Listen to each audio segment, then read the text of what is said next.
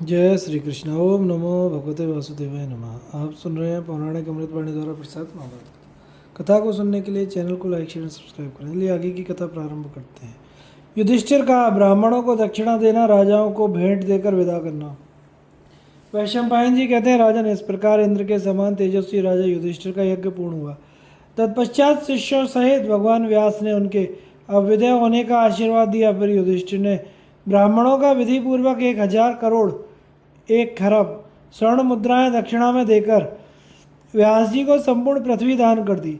सत्यवती नंदन व्यास ने उस दान को स्वीकार करके धर्मराज युधिष्ठिर से कहा, राजन, तुम्हारी दी हुई इस पृथ्वी को पुनः तुम्हारे ही अधिकार में छोड़ता हूँ। तुम मुझे इसकी कीमत दे दो, क्योंकि ब्राह्मण धन के ही इच्छुक होते हैं, राज्य के नहीं। तत्पश्चात महामना युधिष्ठिर ने उन ब्राह्मण से कहा, अश्वमेघ यज्ञ में पृथ्वी की दक्षिणा देने का विधान है। अतः अर्जुन के द्वारा जीती हुई यह सारी पृथ्वी मैंने ऋत्विजों को दे दी। अब मैं वन में चला जाऊंगा। आप लोग चातुर्होत्र की विधि के अनुसार इसे 4 भागों में बांट लीजिए। मैं ब्राह्मण की संपत्ति नहीं लेना चाहता। मेरे भाइयों का भी ऐसा ही विचार रहता है। उनके ऐसा कहने पर भीमसेन आदि भाइयों और द्रौपदी ने एक स्वर में कहा, हाँ, महाराज का कहना बिल्कुल ठीक है। इस महान त्याग की बात सुनकर सबके रोंगटे खड़े हो गए। इसी समय आकाशवाणी हुई, पांडवों, तुम धन्य हो। समस्त ब्राह्मण उनके सत्साहस की प्रशंसा करने लगे। तो भगवान व्यास ने ब्राह्मणों के बीच में युधिष्ठिर की प्रशंसा करते हुए कहा, राजन, तुमने यह पृथ्वी मुझे दे ही दी है। अब मैं इसे अपनी ओर से वापस करता हूँ। इसके बदले में ब्राह्मणों को स्वर्ण दे दो और पृथ्वी को अपने पास ही रहने दो। इसके बाद भगवान श्री कृष्ण बोले, धर्मराज, भगवान व्यास जो आज्ञा दे रहे हैं उसी के अनुसार आपको कार्य करना चाहिए।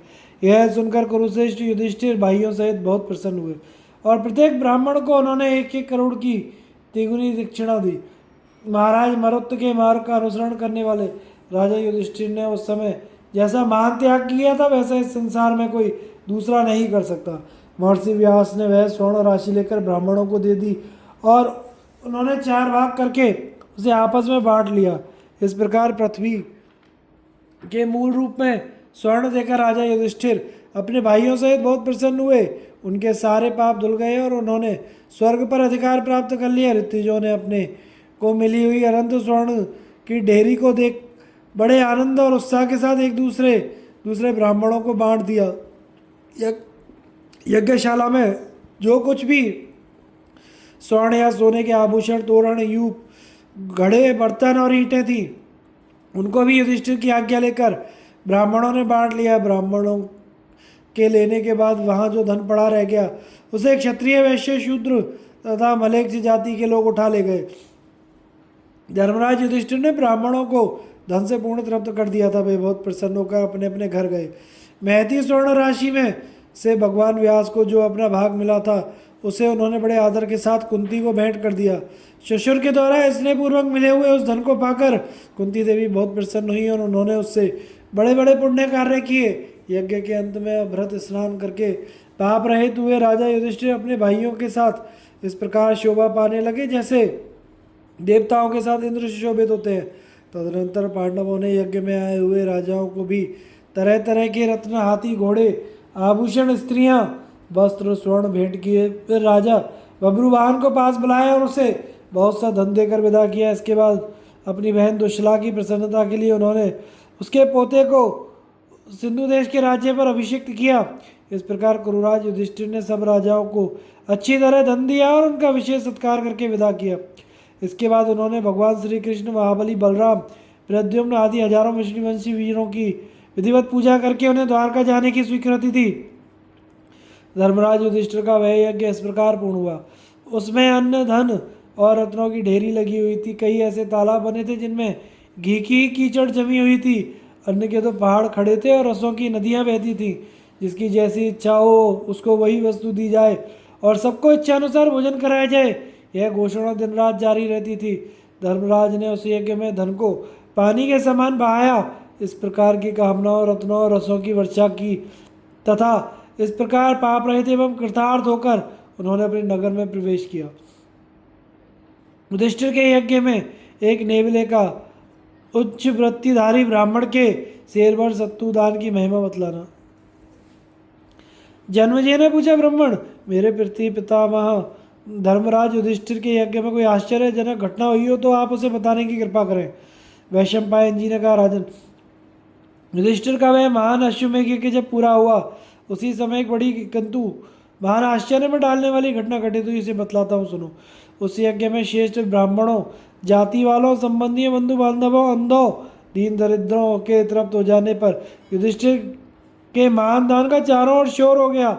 उनके ऊपर फूलों की वर्षा होने लगी। उस समय वहाँ एक नेवला आया। उसकी आंखें नीली थी, उसके शरीर के एक तरफ का भाग सोने का था। उसने आते ही एक बार वज्र के समान भयंकर आवाज देकर समस्त मृगों और पक्षियों को भयभीत कर दिया। फिर मनुष्यों की भाषा में कहा, राजाओं, तुम्हारा यह यज्ञ कुरुक्षेत्र निवासी एक उच्च वृत्तिधारी उदार ब्राह्मण के शेर भर सत्तुदान करने के बराबर भी नहीं हुआ।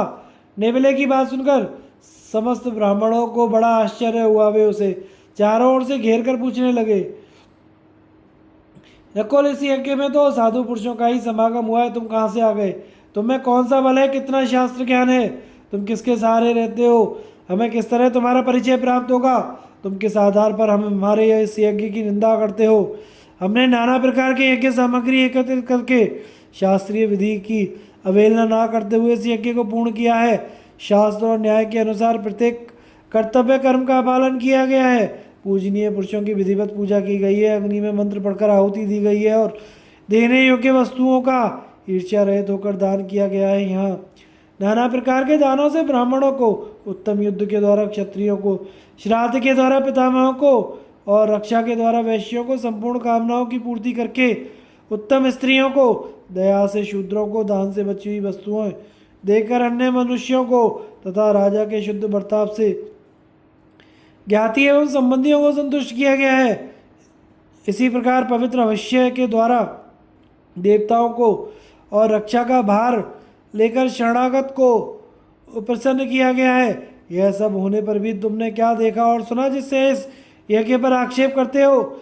इन ब्राह्मणों के निकट तुम सच सच बताओ, क्योंकि तुम्हारी बातें विश्वास के योग्य जान पड़ती हैं। तुम स्वयं भी बुद्धिमान दिखाई देते हो और दिव्य रूप धारण किए हुए इस समय तुम्हारा ब्राह्मणों के साथ समागम हुआ है, इसलिए तुम्हें हमारे प्रश्न का उत्तर देना चाहिए। ब्राह्मणों के इस प्रकार पूछने पर नेवले ने हंसकर कहा, विप्रवृंद, मैंने आप लोगों से मिथ्या अथवा घमंड में आकर कोई बात नहीं की है। मैंने जो कहा है, आप लोगों का यही यज्ञ उच्च वृत्ति वाले ब्राह्मण के द्वारा किए हुए शेर भर सत्तुदान के बराबर भी नहीं है। इसका कारण अवश्य आप लोगों को बताने योग्य है। मैं जो कुछ कहता हूँ उसे आप लोग शांति चित्त होकर सुने। कुरुक्षेत्र निवासी उच्च वृत्तिधारी दानी ब्राह्मण के संबंध में मैंने जो कुछ देखा और अनुभव किया वह बड़ा ही उत्तम एवं अद्भुत है। उस ब्राह्मण के द्वारा न्यायतः प्राप्त हुए थोड़े से अन्न का दान भी अत्यंत उत्तम फल का साधक हुआ। यही प्रसंग आप लोगों को बता रहा हूँ। कुछ दिनों पहले की बात है। धर्म क्षेत्र कुरुक्षेत्र में जहाँ बहुत से धर्मज्ञ महात्मा रहा करते थे, कोई ब्राह्मण रहते थे। वे उच्च वृत्ति से ही अपना जीवन निर्वाह करते थे। कबूतर के समान अन्न का दाना चुनकर लाते, उसी से कुटुंब का पालन करते। वे अपनी स्त्री पुत्र वधु के साथ रहकर तपस्या में संलग्न थे। ब्राह्मण देवता शुद्ध आचार विचार से रहने वाले धर्मात्मा और जितेंद्रिय थे। वे प्रतिदिन दिन के छठे भाग में स्त्री पुत्र आदि के साथ भोजन किया करते थे। यदि किसी दिन उस समय भोजन ना मिला तो दूसरे दिन फिर उसी वेला में अन्न ग्रहण करते थे। एक बार वहाँ बड़ा भयंकर अकाल पड़ा।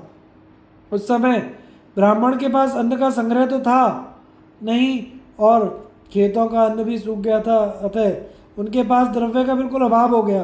प्रतिदिन दिन का छठा भाग आकर बीत जाता, किंतु उन्हें समय पर भोजन नहीं मिलता था। बेचारे सबके सब भूखे ही रह जाते थे। एक दिन ज्येष्ठ शुक्ल पक्ष में दोपहर के समय में तपस्वी ब्राह्मण भूख और गर्मी का कष्ट सहते हुए अन्न की खोज में निकले। घूमते घूमते भूख और परिश्रम से व्याकुल उठे तो भी उन्हें अन्न का एक दाना नसीब नहीं हुआ। और दिनों की भांति उस दिन भी उन्होंने अपने कुटुंब के साथ उपवास करके ही दिन काटा। धीरे धीरे उनकी प्राण शक्ति क्षीण होने लगी। इस बीच में एक दिन के छठे भाग में उन्हें शेर भर जौ मिल गया। उस ब्राह्मण परिवार के सब लोग तपस्वी थे। उन्होंने जौ का सत्तू तैयार कर लिया और नैतिक नियम एवं जप करते हुए अग्नि में विधि पूर्वक आहुति देने के पश्चात वे थोड़ा सत्तू बांटकर भोजन के लिए बैठे। इतने में ही कोई अतिथि ब्राह्मण वहां आ पहुंचा। अतिथि के दर्शन करके उन सबका हृदय हर्ष से खिल उठा। उसे प्रणाम करके उन्होंने कुशल समाचार पूछा। ब्राह्मण परिवार के लोग विशुद्ध चित्त, जितेंद्रिय, श्रद्धालु, दोष दृष्टि से रहित, क्रोध को जीतने वाले, सज्जन, ईर्ष्या भाव से रहित तथा धर्मज्ञ थे। उन्होंने अभिमान, मद और क्रोध को सर्वदा त्याग दिया था। क्षुधा से कष्ट पाते हुए अतिथि ब्राह्मण को अपने ब्रह्मचर्य और गोत्र का परिचय देकर वे कुटी में ले गए। वहाँ उच्च वृत्ति वाले ब्राह्मण ने कहा, भगवान, आपके लिए हृदय, पाद्य और आसन मौजूद है तथा न्यायपूर्वक उपार्जित की हुई परम पवित्र सत्तू आपकी सेवा में उपस्थित है। मैंने प्रसन्नतापूर्वक इन्हें आपको अर्पण किया है, आप स्वीकार कीजिए। उनके इस प्रकार कहने पर अतिथि ने एक भाग सत्तू लेकर खा लिया, किंतु उतने से उसकी भूख शांत न हुई। ब्राह्मण ने देखा कि अतिथि देवता भूखे भी रह गए हैं, तो वह सोचते हुए इनको किस प्रकार संतुष्ट किया जाए, उनके लिए आहार की चिंता करने लगे। तब ब्राह्मण की पत्नी ने कहा, नाथ, आप अतिथि को मेरा भाग दे दीजिए। उसे खाकर पूर्ण तृप्त होने के बाद इनकी जहाँ इच्छा हो चले जाएंगे। अपनी पतिव्रता पत्नी की यह बात सुनकर ब्राह्मण ने उस अवस्था पर विचार किया जो वे स्वयं जो भूख का कष्ट उठा रहे थे, उनके द्वारा यह अनुमान करते देर न लगी कि यह बेचारी तो खुद क्षुधा से दुख पा रही है। इसके सिवा वह तपस्विनी बूढ़ी, थकी और अत्यंत दुर्बल थी। उसके शरीर में चमड़े से ढकी हुई हड्डियों का ढांचा मात्र रह गया था और वह सदा कांपती रहती थी। अतः उसे अधिक क्षुधातुर जानकर ब्राह्मण को उसके हिस्से का सत्तू लेना उचित नहीं जान पड़ा।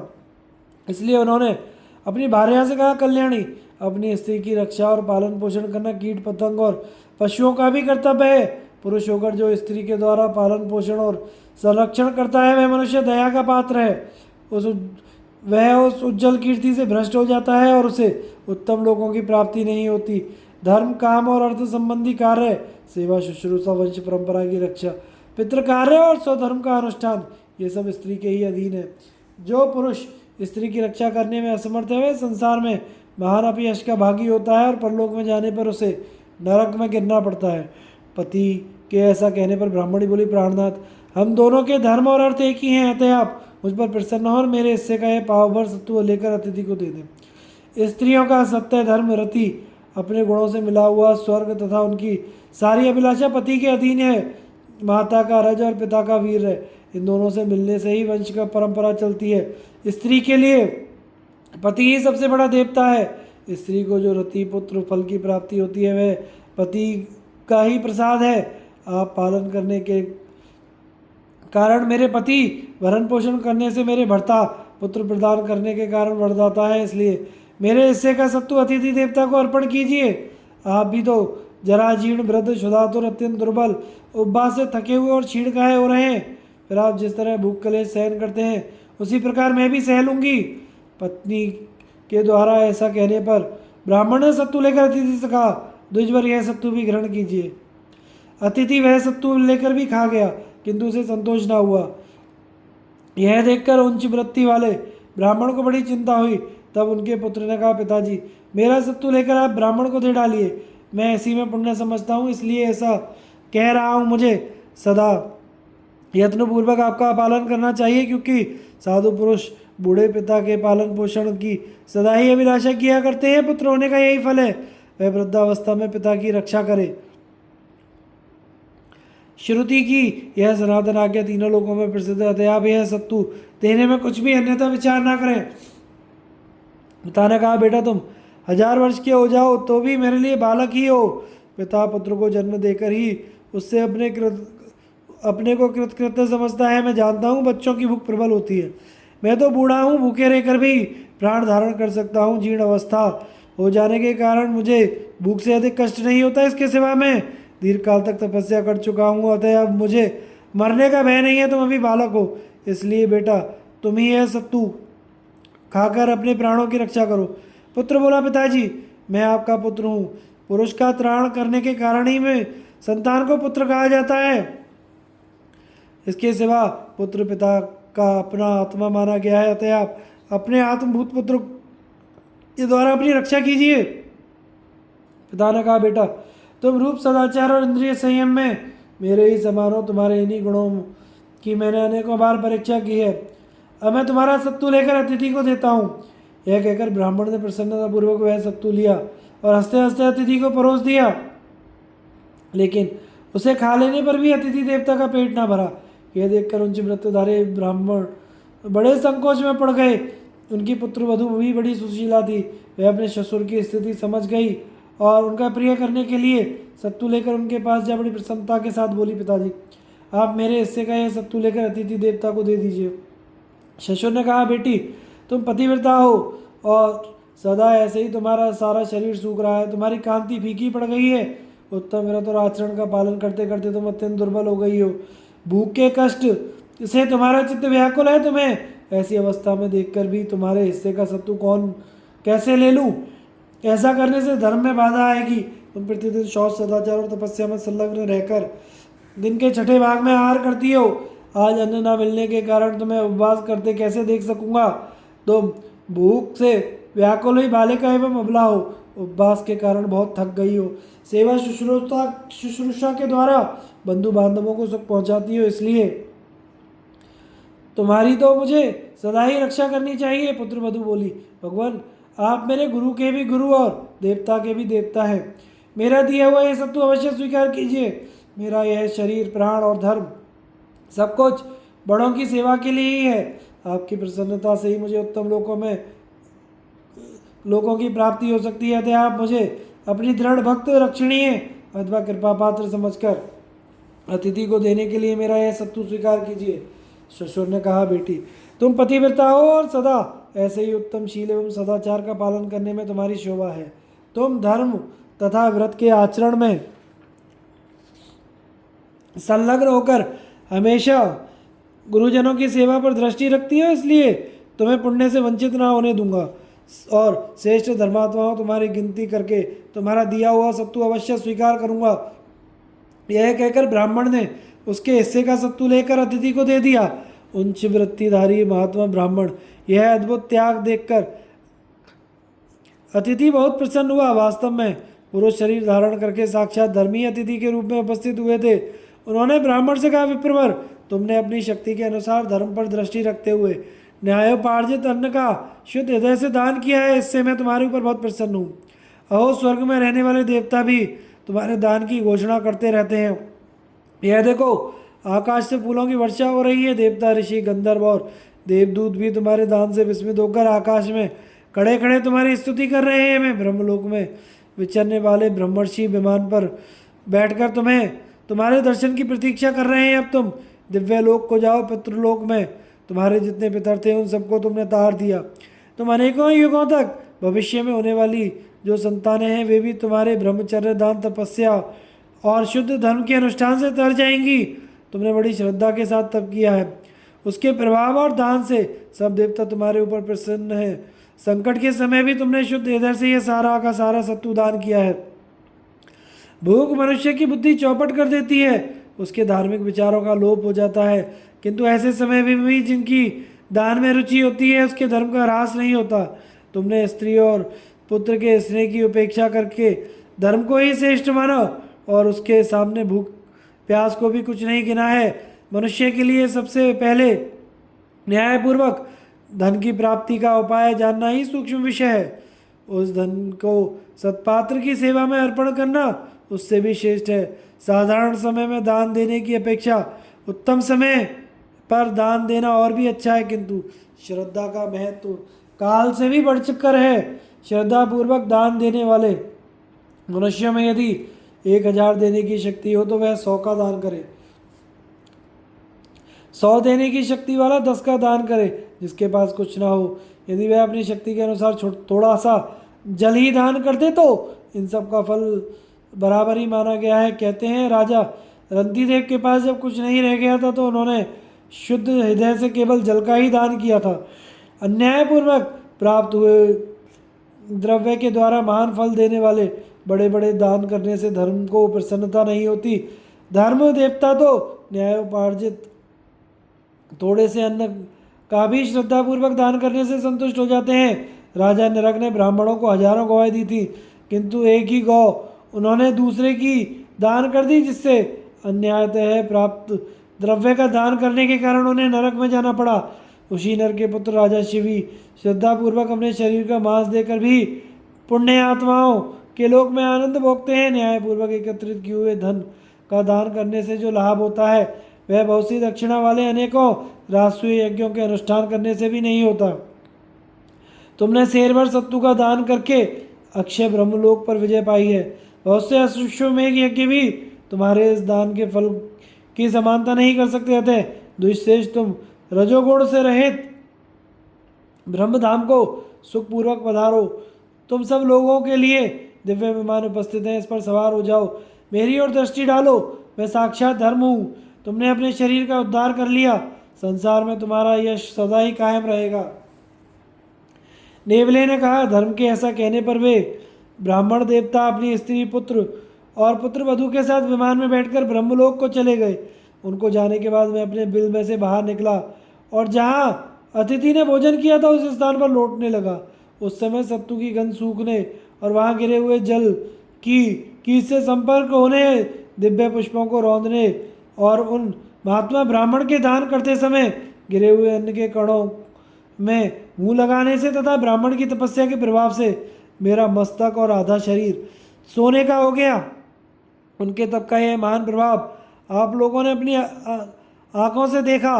ब्राह्मण जब मेरा आधा शरीर सोने का हो गया तो मैं फिर इस फिक्र में पड़ा कि बाकी शरीर किस उपाय से ऐसा हो सकता है। इसी उद्देश्य से मैं बारंबार अनेकों तपोवन यज्ञ स्थानों में प्रसन्नतापूर्वक भ्रमण करता हूँ। महाराज युधिष्ठिर के इस यज्ञ का भारी शोर सुनकर मैं बड़ी आशा लगाए यहाँ आया था, किंतु मेरा शरीर सोने का ना हो सका।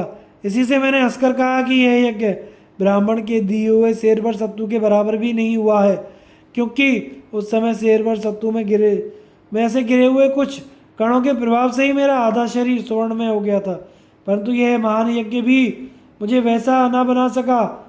अतः उसके साथ इसकी कोई तुलना नहीं है। वैशंपायन जी कहते हैं, जन्मजय ब्राह्मणों से यह कहकर वह नेवला वहाँ से गायब हो गया और ब्राह्मण भी अपने अपने घर चले गए। यह सारा प्रसंग मैंने तुम्हें सुना दिया। उस महान अश्वमेघ यज्ञ में यही एक आश्चर्यजनक घटना हुई थी। उस यज्ञ के विषय में ऐसी घटना सुनकर तुम्हें किसी प्रकार का विस्मय नहीं करना चाहिए। हजारों ऋषि यज्ञ न करके केवल तपस्या के बल से ही दिव्य लोक को प्राप्त हो चुके हैं। किसी भी प्राणी से द्रोह ना करना, संतोषशील, सरलता, तप, इंद्रिय संयम, सत्य, दान, इनमें से एक एक गुण बड़े बड़े यज्ञों की समानता करने वाला है। महर्षि अगस्त्य के यज्ञ की कथा। जन्मेजय ने पूछा, ब्राह्मण उच्च वृत्ति धारण करने वाले ब्राह्मण को न्यायतः प्राप्त हुए सत्तू का दान करने से जिस महान फल की प्राप्ति हुई उसका आपने वर्णन किया। निस्संदेह यह बात ठीक है, किंतु हर एक यज्ञ में इस उत्तम निश्चय को किस प्रकार काम में लाया जा सकता है, क्योंकि न्यायतः प्राप्त धन तो बहुत थोड़ा होता है और उससे बड़े बड़े यज्ञों का अनुष्ठान कैसे हो सकता है। वैशंपायन जी ने कहा, राजन, अधिक धन का संग्रह किए बिना भी महान यज्ञ का अनुष्ठान हो सकता है। इस विषय में पहले अगस्त्य मुनि के महान यज्ञ में जो घटना घटित हुई थी उस प्राचीन इतिहास का उदाहरण दिया जाता है। संपूर्ण प्राणियों के हित में संलग्न रहने वाले महान तेजस्वी महर्षि अगस्त्य ने एक समय 12 वर्षों में समाप्त होने वाले यज्ञ की दीक्षा ली थी। उन महात्मा के यज्ञ में अग्नि के समान तेजस्वी होता थे, जिनमें फल मूल का आहार करने वाले अश्मुकुट, मरीचि, परिपृष्ठिक, वैक्सिक और प्रसख्यान आदि अनेकों प्रकार की यति एवं भिक्षु थे। वे सभी धर्म का पालन करने वाले, क्रोध को जीतने वाले, जितेंद्रिय, मनोनिग्रह परायण, हिंसा और दम्भ से दूर रहने वाले और सदा शुद्ध आचार में स्थित रहने वाले थे। ऐसे ऐसे महर्षि उस यज्ञ में उपस्थित हुए थे।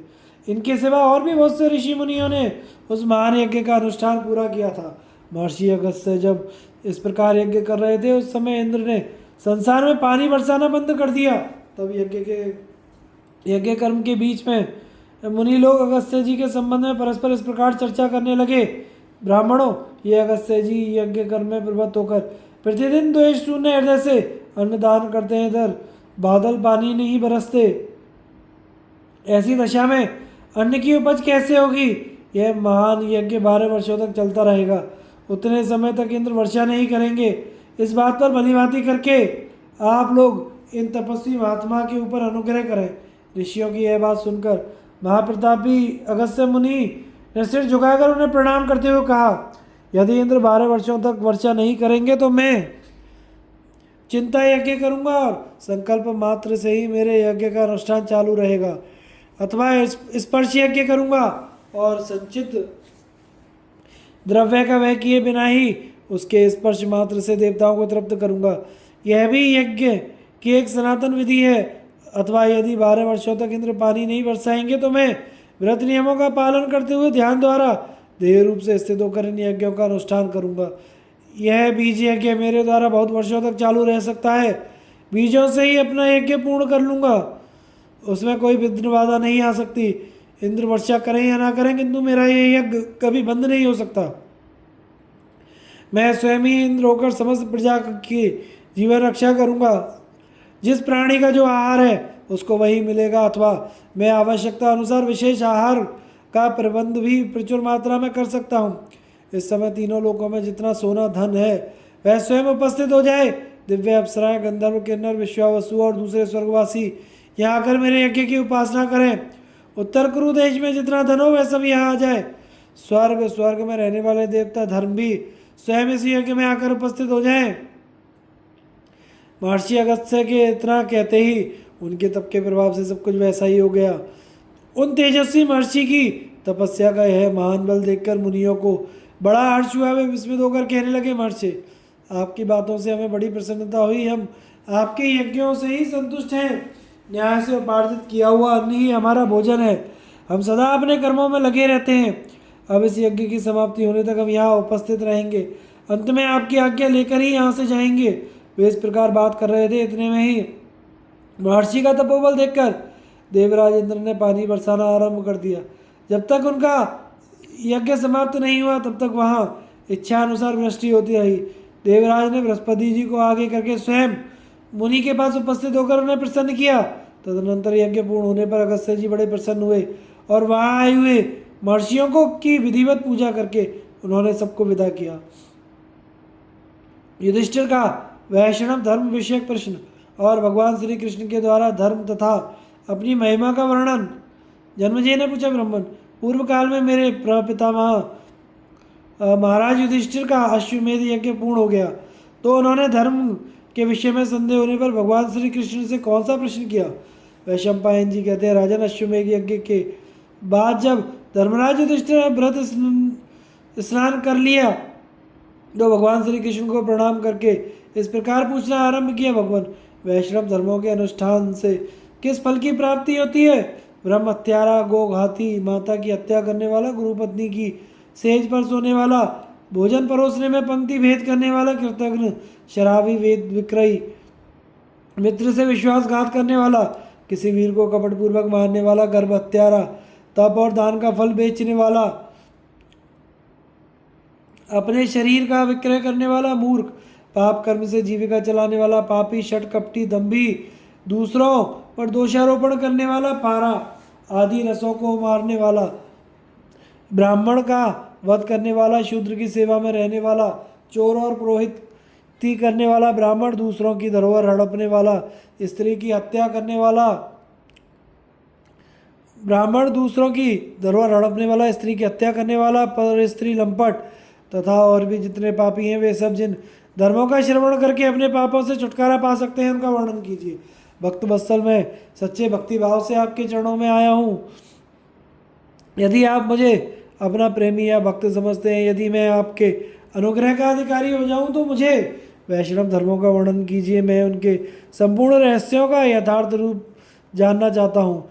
मैंने मनु, वशिष्ठ, कश्यप, गौतम, पाराशर, मैत्रेय, उमा महेश्वर, ब्रह्मा, कार्तिकेय, भार्गव, याज्ञवल्क्य, मार्कंडे, भरद्वाज, बृहस्पति, विश्वामित्र, जैमिनी, पुलस्त्य, पुलह, अग्नि, अगस्त्य, मुद्गल, शांडिल्य, शलभ, बालखिल्यगण, सप्तऋषि, आपस्तंभ, शंख, लिखित, प्रजापति, यम, महेंद्र, व्यास, विभांड, नारद, कपोत, विदुर, भृगु, अंगिरा, सूर्य, हारित, उद्दालक, शुक्राचार्य, वैशंपायन तथा दूसरे महात्माओं के बताए हुए धर्मों का श्रवण किया है।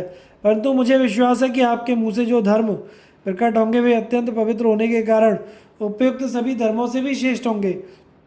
इसलिए केशव, आपकी शरण में आए हुए मुझ भक्त से आप अपने पवित्र धर्मों का वर्णन कीजिए।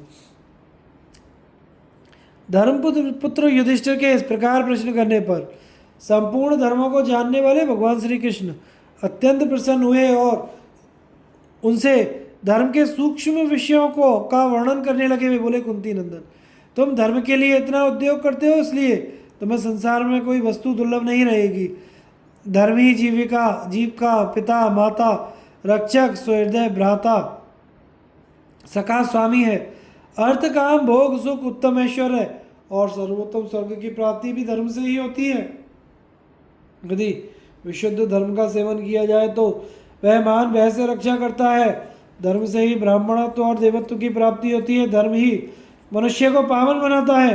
युधिष्ठिर, जब कालक्रम से मनुष्य का पाप नष्ट हो जाता है तब उसकी बुद्धि धर्माचरण में लगती है।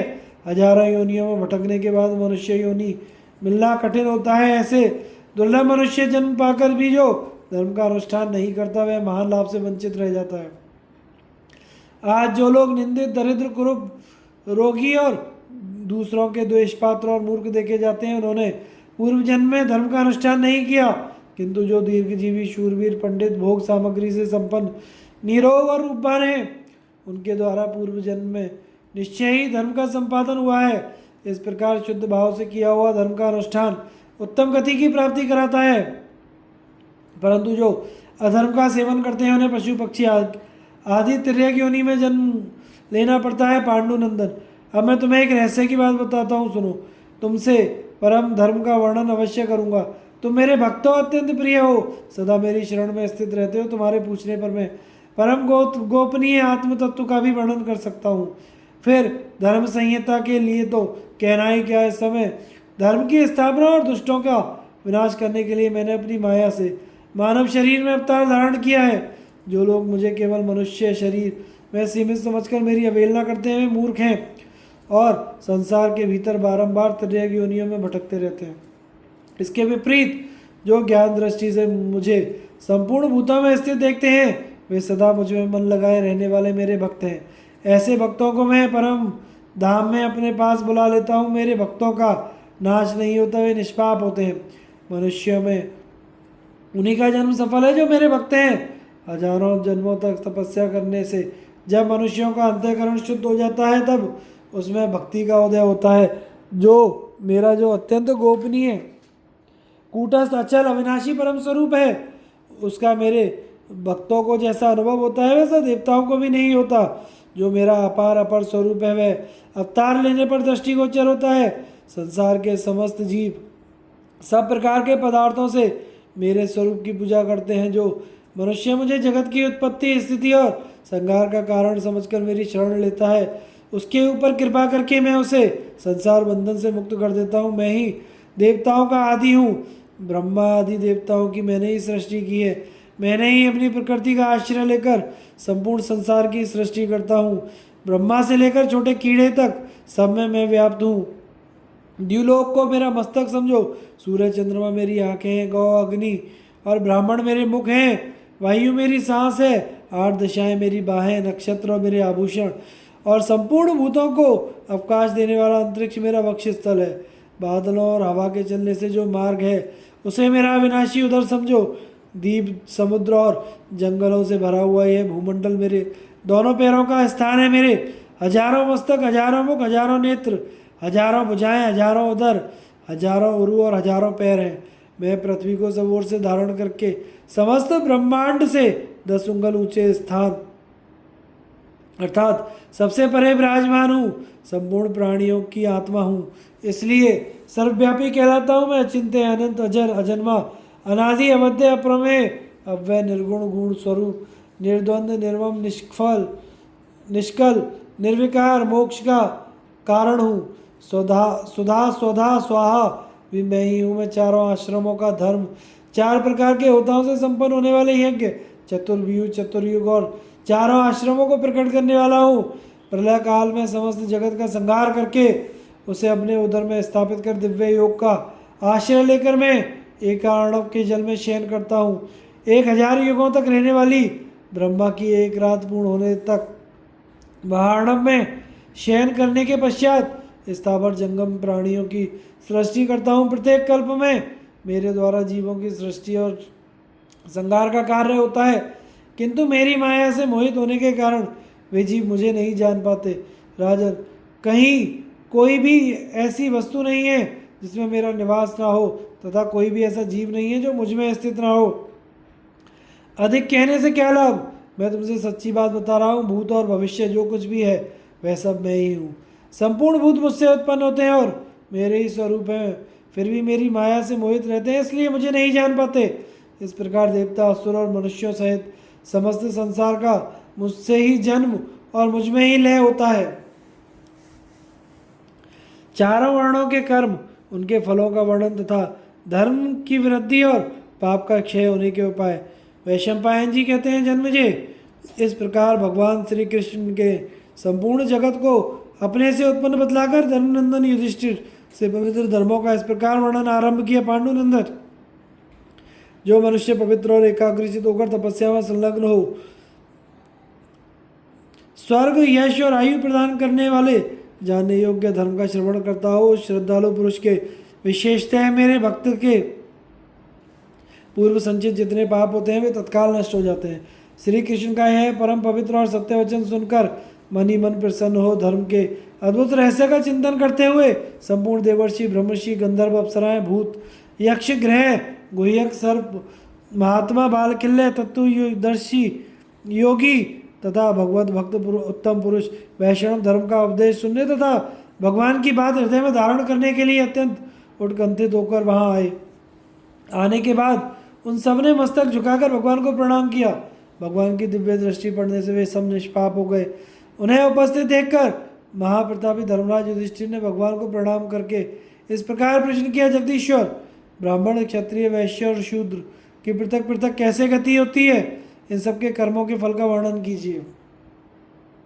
भगवान ने कहा, धर्मराज, ब्राह्मण आदि वर्णों के क्रम से धर्म का वर्णन सुनो। जो ब्राह्मण शिखा और यज्ञोपवीत धारण करते, संध्योपासन करते, पूर्णाहुति देते, विधिवत अग्निहोत्र करते, बलि वैष्णोदेव तथा अतिथियों का पूजन करते, नित्य स्वाध्याय में लगे रहते तथा जप यज्ञ का अनुष्ठान किया करते, जो सायकाल और प्रातःकाल होम करने के बाद ही अन्न ग्रहण करते, शूद्र का अन्न नहीं खाते, दम्भ मिथ्या भाषण से दूर रहते और अपनी ही स्त्री से प्रेम रखते, पंचयज्ञ तथा अग्निहोत्र करते रहते हैं, वे ब्राह्मण पाप रहित होकर ब्रह्मलोक को प्राप्त होते हैं।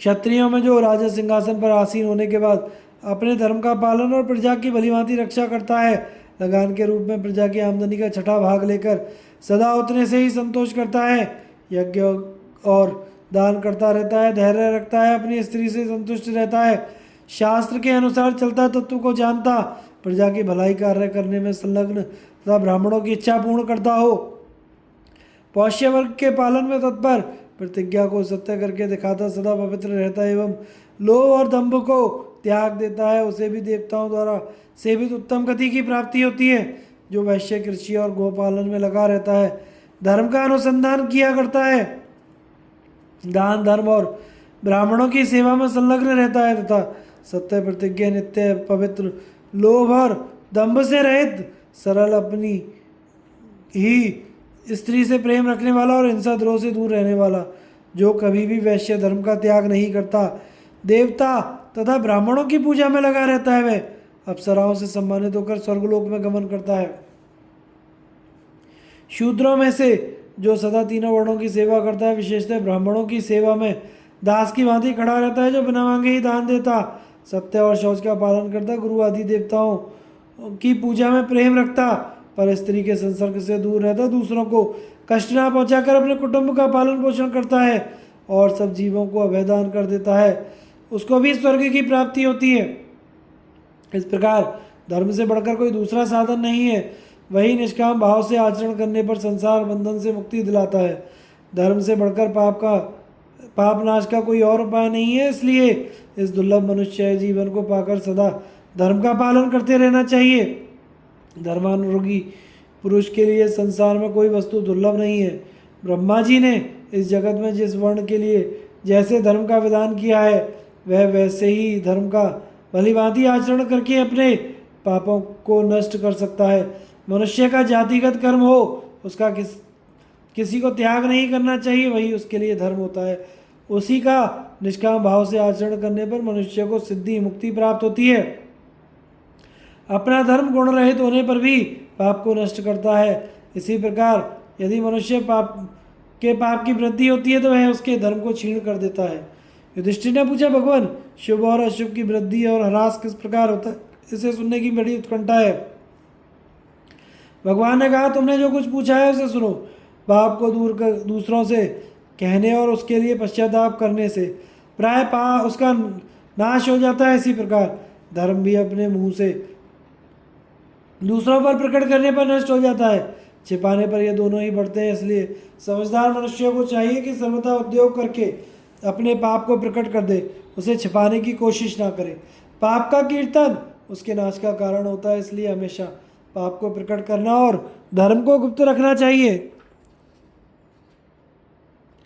निरर्थक जन्म, दान और जीवन का वर्णन, सात्विक आदि दानों का लक्षण, दान का योग्य पात्र और ब्राह्मण की महिमा। वैशंपायन जी कहते हैं, जन्मजय तदनंतर धर्मराज युधिष्ठिर ने भगवान से पुनः धर्म के विषय में प्रश्न किया, पुरुषोत्तम, कितने जन्म व्यर्थ समझे जाते हैं? कितने प्रकार के दान निष्फल होते हैं और किन किन मनुष्यों का जीवन निरर्थक माना गया है? सात्विक, राजस और तामस दान कैसे होते हैं? उनसे किसकी प्राप्ति होती है? उत्तम दान का स्वरूप क्या है और उससे किस फल की प्राप्ति होती है? बताने की कृपा करें। मैं इस विषय को जानना चाहता हूँ, इसे सुनने के लिए मेरे मन में बड़ी उत्कंठा है। भगवान ने कहा, राजन, मैं तुम्हें न्याय के अनुसार यथार्थ एवं उत्तम उद्देश्य सुनाता हूँ, ध्यान देकर सुनो।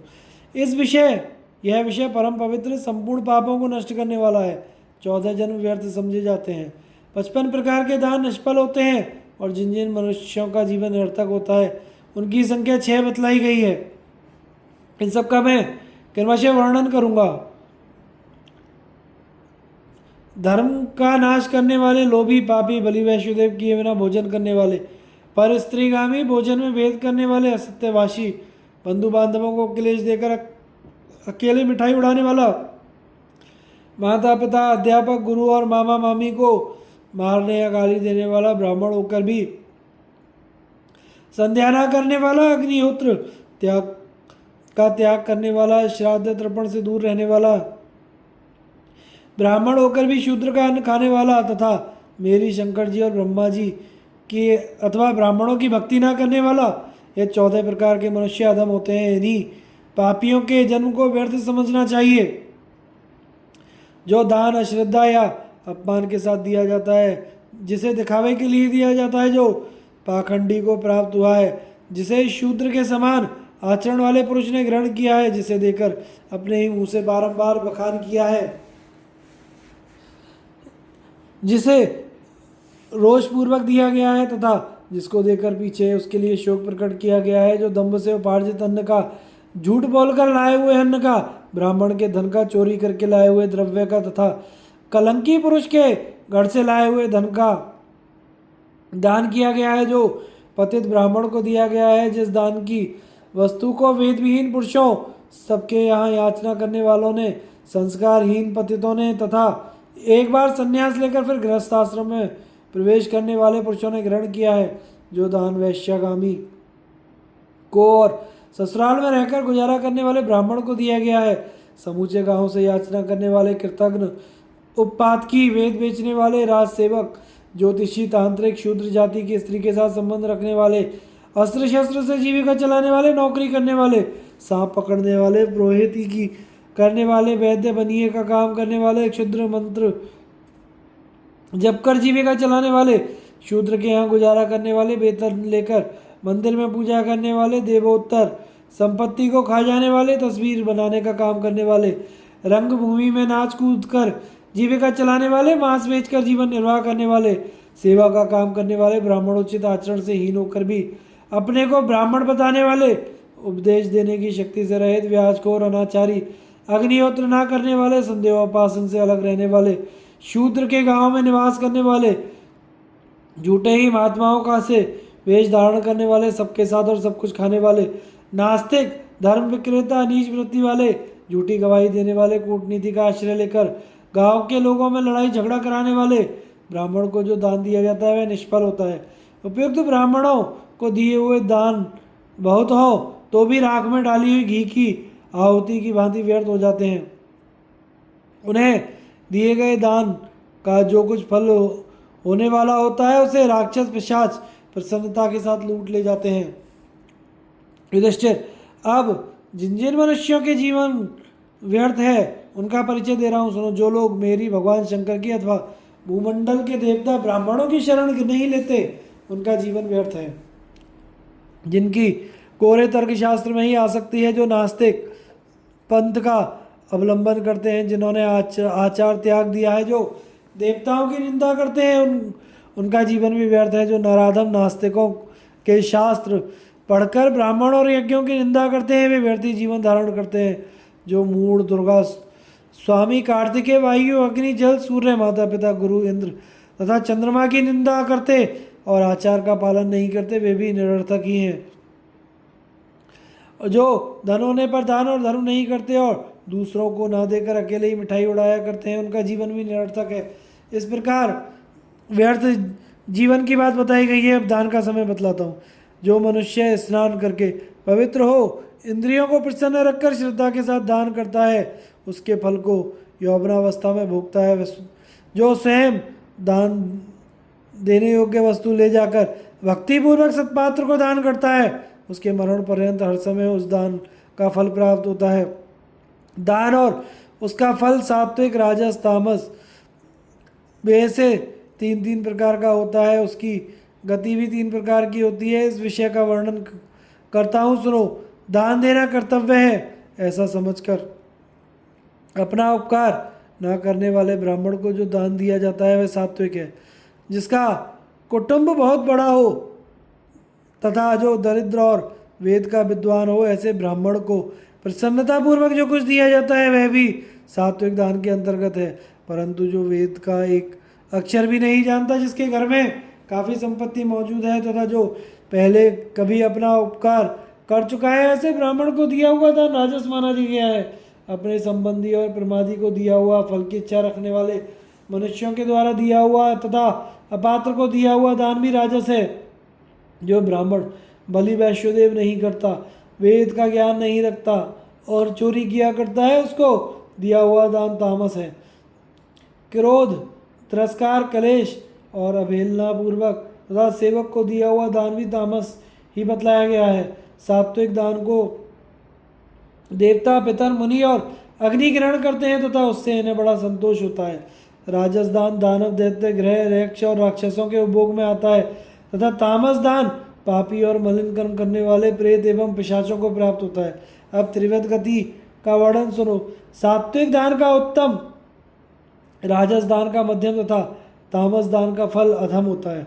दान के उत्तम पात्र अग्निहोत्री ब्राह्मण को जो दान दिया जाता है वह अक्षय बतलाया गया था। जो वेद के विद्वान होते हुए दरिद्र हों, उनके भरण पोषण का तुम स्वयं प्रबंध करो और संपत्तिशाली द्विजों की रक्षा करते रहो। धनहीन दरिद्र ब्राह्मणों को दान देकर भली भांति पूजा करो। दाता का पाप दान के साथ ही दान लेने वाले के पास चला जाता है और पुण्य दाता को प्राप्त होता है। अतः परलोक में अपना हित चाहने वाले पुरुष को सदा दान करते रहना चाहिए, जो वेद विद्या पढ़कर अत्यंत शुद्ध आचार विचार से रहते हों, शूद्रों का अन्न कभी ग्रहण नहीं करते हो। ऐसे विद्वानों को प्रयत्नपूर्वक बड़े बड़े दानों का भंडार बनाना चाहिए। पांडुनंदन, जिनकी स्त्रियां अपने पति के भोजन से बचे हुए अन्न को हजारों गुना लाभ समझकर उसके मिलने की प्रतीक्षा किया करती हैं, ऐसे ब्राह्मणों को तुम भोजन के लिए निमंत्रित करना।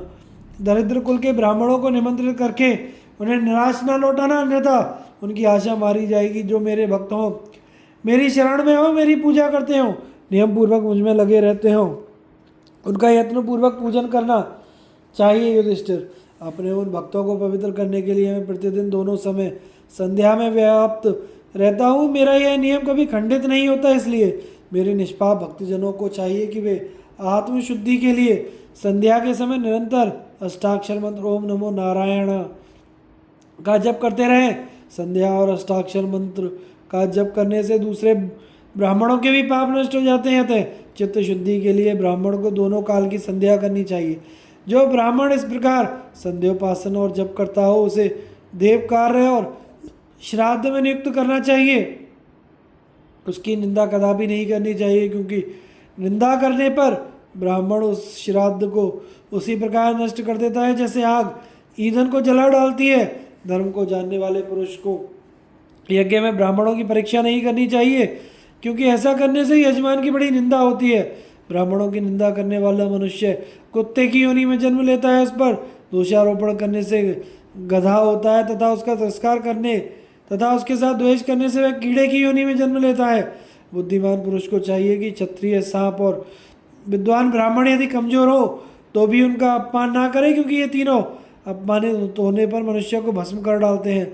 ब्राह्मण जन्म से ही धर्म की सनातन मूर्ति है, धर्म के लिए ही वह उत्पन्न हुआ है, मुक्ति पर उसका जन्म सिद्ध अधिकार है। ब्राह्मण अपना ही खाता, अपना ही पहनता है, दूसरे मनुष्य ब्राह्मण की दया से ही भोजन पाते हैं। अतः ब्राह्मणों को कभी भी अपमान नहीं करना चाहिए, क्योंकि वे सदा ही मुझ में भक्ति रखने वाले होते हैं। जो ब्राह्मण बृहदारण्यक उपनिषद में वर्णित मेरे गूढ़ और निष्कल स्वरूप का ज्ञान रखते हैं, उनका यत्नपूर्वक पूजन करना। घर पर रहो या विदेश में, मेरे भक्त ब्राह्मणों की निरंतर श्रद्धा के साथ पूजा करते रहना। ब्राह्मणों के समान कोई देवता, ब्राह्मण के समान गुरु, ब्राह्मण से बढ़कर बंधु तथा ब्राह्मण से बढ़कर कोई निधि नहीं है। कोई तीर्थ पुण्य भी ब्राह्मण से श्रेष्ठ नहीं है। ब्राह्मण से बढ़कर पवित्र और पावन कोई नहीं है। ब्राह्मण से श्रेष्ठ धर्म और ब्राह्मण से उत्तम कोई गति नहीं है।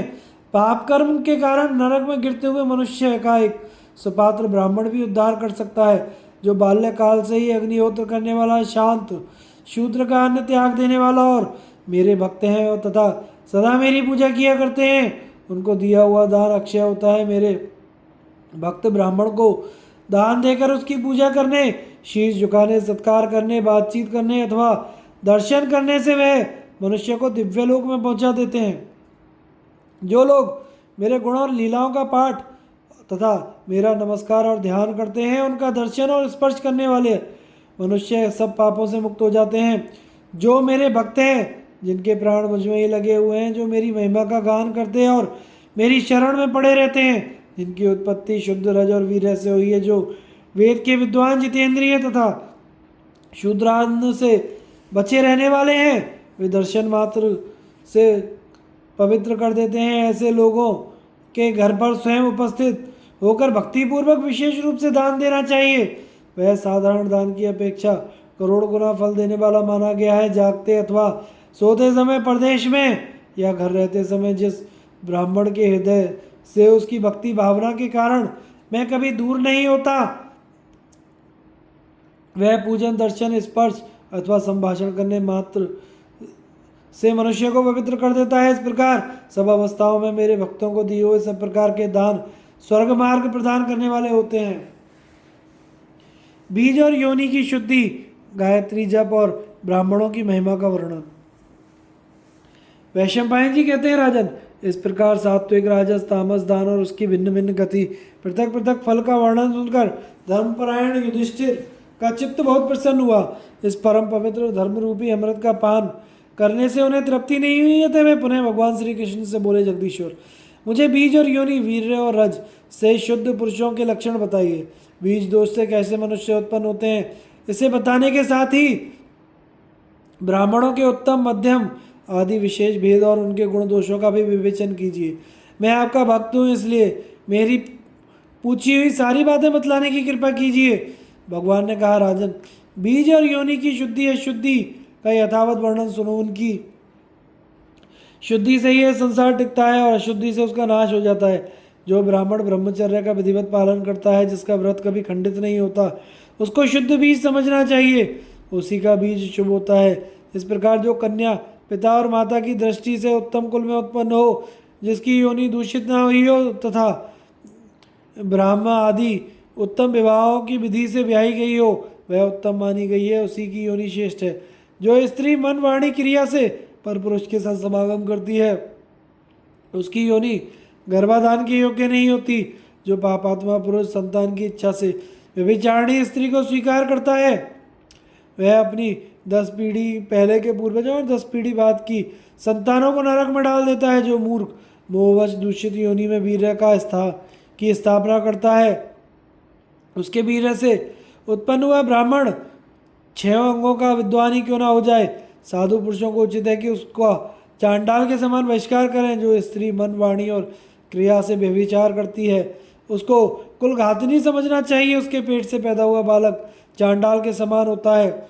दूषित योनि से उत्पन्न हुआ मनुष्य यज्ञ दान भोजन वार्तालाप शयन आदि के संबंध में सम्मिलित करने योग्य नहीं है। बिना ब्याही कन्या से उत्पन्न, ब्याह के समय गर्भवती कन्या से उत्पन्न, पति की जीवितावस्था में व्यभिचार से उत्पन्न, पति के मर जाने पर परपुरुष से उत्पन्न, सन्यासियों के वीर्य से उत्पन्न, पतित मनुष्य से उत्पन्न, ये 6 प्रकार के ब्राह्मण चांडाल होते हैं। इनको चांडालों से भी नीच समझना चाहिए। जो जहाँ तहाँ जिस किसी स्त्री अथवा शूद्र जाति की स्त्री से भी समागम कर लेता है वह पापात्मा स्वेच्छाचारी कहलाता है। उसका बीज अशुभ होता है, उसका अशुद्ध वीर है किसी शुद्ध योनि वाली स्त्री के योग्य नहीं होता। उसके संपर्क से कुत्ते के चोट चाटे हुए अवश्य की तरह शुद्ध योनि भी दूषित हो जाती है। ब्राह्मण का वीर जब शूद्रा स्त्री की योनि में पड़ता है तो हाहाकार कर उठता है और दुखी होकर कहता है, हाय मैं विष्ठा के गड्ढे में पड़ गया। मुझे इस प्रकार अधोगति में डालने वाला यह काम मोहित पापात्मा स्वयं शीघ्र ही अधोगति को प्राप्त हो। इस तरह शाप देकर वह वीर्य गिरता है। वीर्य को आत्मा बताया गया है, वह सबसे श्रेष्ठ देवता है। इसलिए सब प्रकार का प्रयत्न करके अपने वीर्य की रक्षा करनी चाहिए। मनुष्य ब्रह्मचर्य के पालन से आयु तेज बल वीर्य बुद्धि लक्ष्मी महान यश पुण्य और मेरे प्रेम को प्राप्त करता है। जो गृहस्थ आश्रम में स्थित होकर अखंड ब्रह्मचर्य का पालन करते हुए पंचयज्ञों के अनुष्ठान में तत्पर रहता है वे पृथ्वी तल पर धर्म की स्थापना करते हैं। जो प्रतिदिन सवेरे और शाम को विधिवत संध्योपासन करते हैं वे वेदमयी नौका का सहारा लेकर इस संसार समुद्र से स्वयं भी तर जाते हैं और दूसरों को भी तार देते हैं। जो ब्राह्मण सबको पवित्र बनाने वाली वेद माता गायत्री का जाप करता है वह समुद्र पर्यंत पृथ्वी का दान लेने पर भी प्रतिग्रह दोष से दुखी नहीं होता तथा सूर्य आदि ग्रहों में से जो उसके लिए अशुभ स्थान में रहकर अनिष्टकारक होते हैं वे भी गायत्री मंत्र के जप के प्रभाव से शांत शुभ और कल्याणकारी हो जाते हैं।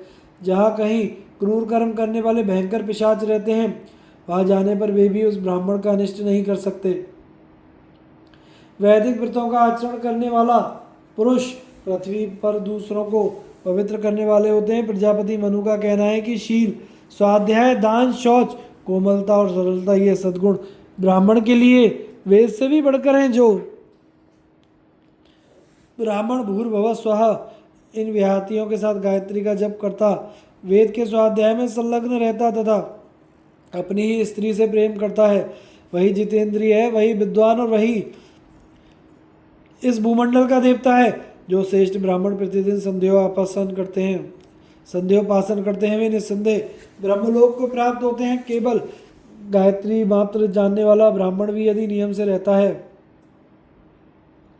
तो वह श्रेष्ठ है, किंतु जो चारों वेदों का विद्वान होने पर भी सबका अन्न खाता सब कुछ बेचता और नियमों का पालन नहीं करता वह उत्तम नहीं माना जाता। पूर्व काल में देवता और ऋषियों ने ब्रह्मा जी के सामने गायत्री मंत्र और चारों वेदों को तराजू पर रखकर तोला था। उस समय गायत्री मंत्र का पढ़ना ही चारों वेदों से भारी साबित हुआ। जैसे भ्रमर खिले हुए फूलों से उनके सारभूत मधु को ग्रहण करते हैं उसी प्रकार संपूर्ण वेदों से उनकी सारभूत गायत्री का ग्रहण किया गया है। इसलिए गायत्री संपूर्ण वेदों का प्राण कहलाती है। गायत्री के बिना वेद निर्जीव हैं। नियम और सदाचार से भ्रष्ट ब्राह्मण चारों वेदों का विद्वान हो तो भी निंदा का ही पात्र है, किंतु शील और सदाचार से युक्त ब्राह्मण यदि केवल गायत्री का जप करता हो तो वह श्रेष्ठ माना जाता है। प्रतिदिन 1000 गायत्री मंत्र का जप करना उत्तम है। 100 मंत्र का जप करना मध्यम और 10 मंत्र का जप करना कनिष्ठ माना गया है। कुंती नंदन गायत्री सब पापों को नष्ट करने वाली है, इसलिए तुम सदा उसका जप करते रहो। युधिष्ठिर ने पूछा, त्रिलोकीनाथ आप संपूर्ण भूतों की आत्माएं बताइए किस कर्म से आप संतुष्ट होते हैं। भगवान ने कहा, भारत कोई 1000 बाहर गुग्गुलू आदि सुगंधित पदार्थों को जलाकर मुझे धूप दे, निरंतर नमस्कार करे, खूब भेंट पूजा चढ़ावे तथा ऋग्वेद यजुर्वेद सामवेद की स्तुतियों से सदा मेरा स्तमन करता रहे, किंतु यदि वह ब्राह्मण को संतुष्ट ना कर सके तो मैं उस पर प्रसन्न नहीं होता। इसमें संदेह नहीं कि ब्राह्मण की पूजा से सदा मेरी भी पूजा हो जाती है, और ब्राह्मण को कटु वचन सुनाने से मैं भी उस कटु वचन का लक्ष्य बनता हूँ। जो ब्राह्मण की पूजा करते हैं उनकी परम गति मुझ में ही होती है, क्योंकि पृथ्वी पर ब्राह्मणों के रूप में मैं ही निवास करता हूँ। जो बुद्धिमान मुझ में मन लगाकर ब्राह्मणों की पूजा करता है उसको मैं अपना स्वरूप ही समझता हूँ। ब्राह्मण यदि कुबड़े काणे बौने दरिद्र रोगी भी हों तो विद्वान पुरुषों को उनका अपमान नहीं करना चाहिए, क्योंकि वे सब मेरे ही स्वरूप हैं। समुद्र पर्यंत पृथ्वी के ऊपर जितने भी श्रेष्ठ ब्राह्मण हैं वे सब मेरे स्वरूप हैं। उनके पूजन करने से मेरा भी पूजन हो जाता है। बहुत से अज्ञानी पुरुष इस बात को नहीं जानते कि मैं इस पृथ्वी पर ब्राह्मणों के रूप में निवास करता हूँ। जो ब्राह्मणों का अपमान करते हैं उन्हें स्वधर्म से भ्रष्ट कर देते, दूत बनाकर भेजते, उनसे अपनी सेवा कराते हैं। उन पापियों को यमराज के महाबली दूत इच्छानुसार काटते हैं। जो ब्राह्मणों को गाली देकर उनकी निंदा करके प्रसन्न होते हैं, जब वे यमलोक में जाते हैं तो लाल लाल आंखों वाले क्रूर यमराज उन्हें पृथ्वी पर पटक कर छाती पर सवार हो जाते हैं।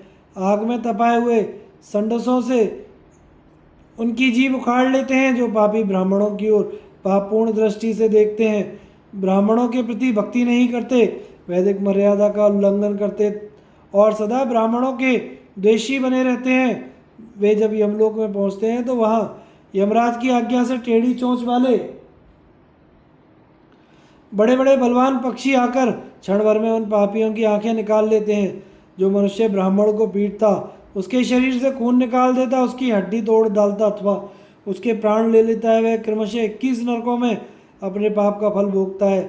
पहले वह शूल पर चढ़ाया जाता है, फिर मस्तक नीचे करके उसे आग में लटका दिया जाता है और वह हजारों वर्षों तक उसमें पकता रहता है। वह दुष्ट बुद्धि वाला पुरुष उस दारुण यातना से तब तक छुटकारा नहीं पाता जब तक कि उसके पाप का भोग समाप्त नहीं हो जाता। इसलिए ब्राह्मणों के प्रति कभी अमंगल सूचक वचन ना कहें, उनसे रूखी और कठोर बातें ना बोलें और कभी उनकी आज्ञा का उल्लंघन ना करें। जो ब्राह्मणों को फटकारते और गालियाँ सुनाते हैं वे मुझे ही गालियाँ देते हैं और मुझे ही डांटते बताते हैं। जो चंदन धूप और दीप आदि द्वारा मेरी काष्ठमयी प्रतिमा का पूजन करते हैं उसके द्वारा मेरी भलीभांति पूजा नहीं होती, किंतु ब्राह्मण के पूजन से मेरी यथावत पूजा हो जाती है। ब्राह्मणों की कृपा से ही मैं इस पृथ्वी को धारण करता हूँ और ब्राह्मणों के अनुग्रह से ही असुरों पर विजय पाता हूँ। ब्राह्मणों के प्रसाद से ही मुझ में दक्षिण्य आदि गुण मौजूद हैं तथा ब्राह्मणों की दया से ही मुझे कोई परास्त नहीं कर सकता।